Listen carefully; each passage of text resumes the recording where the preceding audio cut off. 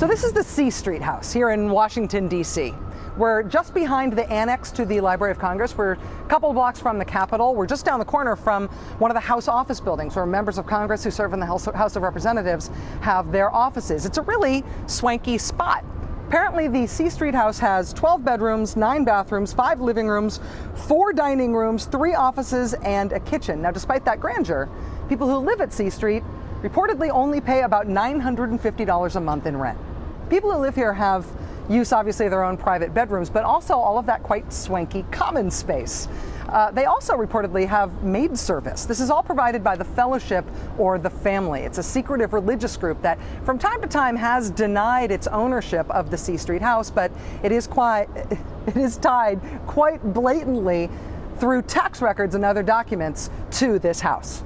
No one would really care about this organization providing subsidized rent for people to live in this swanky mansion on Capitol Hill if the people who were living in this swanky mansion on Capitol Hill weren't all members of Congress. All members of Congress live here, Democrats and Republicans, all conservatives, some of whom have lived at C Street at this quite blatantly very subsidized rate for many, many years.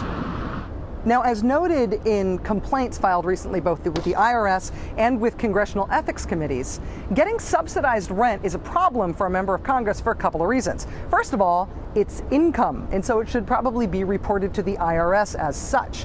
But second of all, it's an ethical violation for a member of Congress. There are rules about what kind of gifts can go to members of Congress, and that's both to avoid the appearance of a conflict of interest, member of Congress who might owe somebody to something other than the taxpayers.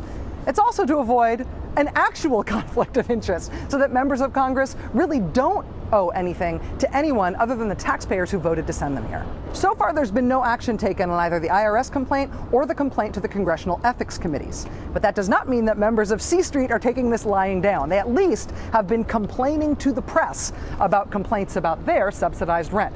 2 residents of C Street have recently made the same sort of novel defense, or at least novel distraction move about their subsidized rent.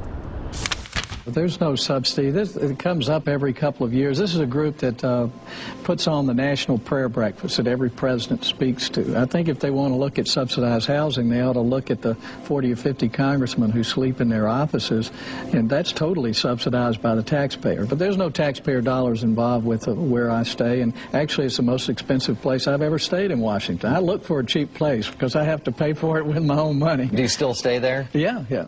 Senator Jim DeMint isn't the only C Street resident who's been making this case. Similar argument also made recently by Congressman Zach Wamp. He said almost exactly the same thing to a reporter recently who asked him about the C Street rent subsidy. Zach Wamp said, quote, "I have lived there," meaning here, "for 14 years. Isn't it interesting that this just now comes up? Over 50 members live in their offices for free, subsidized by the taxpayer." You know, at the beginning of this scandal, people who live at C Street first just denied it altogether. What is this C Street of which you speak? What is this family? We have never heard of such a thing. When the on-the-record facts caught up with those denials, then they tried a new line. The second line of denial was that there was no subsidy of the rent paid for by C Street members. Now, if there's no subsidy, well, that would mean that these guys are paying market rent.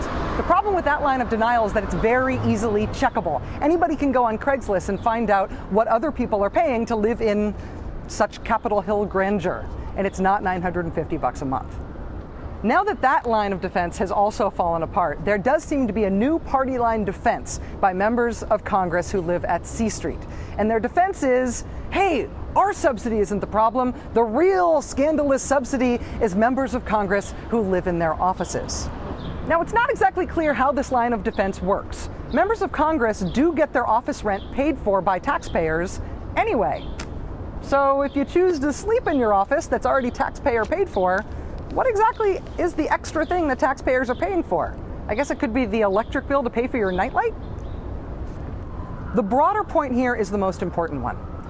Living at C Street is an ethics liability because somebody other than the taxpayers are paying these members of Congress on the side. I mean, members of Congress are supposed to represent the taxpayers. They're paid by the taxpayers. They're not supposed to be secretly funded by anybody on the side. That's why this is an ethics issue in the first place.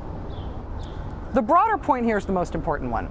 living at C Street and getting a rent subsidy is an ethics issue because members of Congress are supposed to be on the taxpayers' payroll. They're not supposed to have somebody else secretly paying them on the side, somebody who we all have to wonder if they're beholden to in exchange for that gift that they've been getting.